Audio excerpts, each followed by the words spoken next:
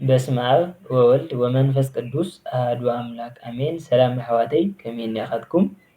ሰብ ዝዘሮ ይዓጽድ ዝብል መጽሓፍ ቅዱሳዊ ቃል ዝገልጽ ሓደ ዓብዪ ታሪኽ ክነግረኩም እየ። ሓደ እዋን ሓደ ንጉስ ንሰለስተ ቀረባ ዝኾኑ ኣማኸርቱ ፀዊዑ ከምዚ ብምባል ኣዘዞም። ሰለስቲኹም ነንሕድሕድኩም ከረጢት ሒዝኩም ብጣዕሚ ጥዑማት ዝበሃሉ ፍረታት ነንሕድሕድኩም ከረጢት መሊእኹም ኣምፅእለይ ኢሉ ኣዘዞም። እዞም ተኣዘዝቲ ወይ ድማ ቀረባ መማኸርቲ ናይዚ ንጉስ ከዓ ናይ መጀመርያ ናይ ንጉስ ኣማኻሪ ነቲ ንጉስ ከሕጉስ ብምባል ብጣዕሚ ጥዑምን ፅቡቕን ፍረ ነዚ ከረጢት መሊኡ የምፀሉ። እዚ ካልኣዋይ ደሞ ንጉስ ኣይርኦን ዝኸውን ኢሉ ብጣዕሚ ሕማቕን ፅቡቕን ከይደኸመ መሊኡ የምፀሉ።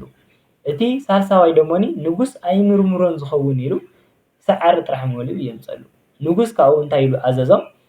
ነዞም ዘምፅእዎን ከረጢት ከይረኣየ ነዞም ተኣዘዝቱ ነዞም ሰለስተ በዓል ከረጢታት ዘምፅኡ ፍረ ኣብ ዕፁው ገዛ ንሓደ ወርሒ ዝኸውን እእትውዎም፣ ካሊእ ምግቢ ከይትህብዎም ዘን ዘምፅእዎን ከረጢት እናበልዑ ሓደ ወርሒ የሕልፉ ኢሉ ይእዝዝ።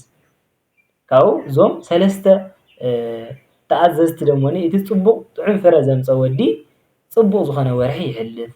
እቲ ካልኣዋይ ደሞኒ እቲ ሕማቕን ፅቡቕን ዝመልአ ነቲ ሕማቕ እናሸንደወ ነቲ ፅቡቕ ጥራሕ እንዳበልዐ ብጣዕሚ ችግርን ፀበባን ዘለዎ ግዜ ንሓደ ወርሒ ይሕልፍ። እቲ ሳልሳዋይ ደሞ ሳዕሪ ስለ ዝመልአ ብፀበባን ብችግርን ይመውት ማለት እዩ። ስለዚ ኣሕዋተይ ካብዚ እንታይ ንመሃር?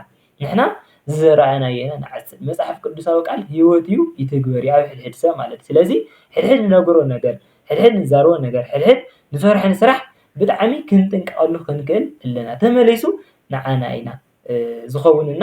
ቀጻሊ ብኻልእ ርእስቲ ክሳዕ ንጋነ ወስብሓት ለእግዚአብሔር።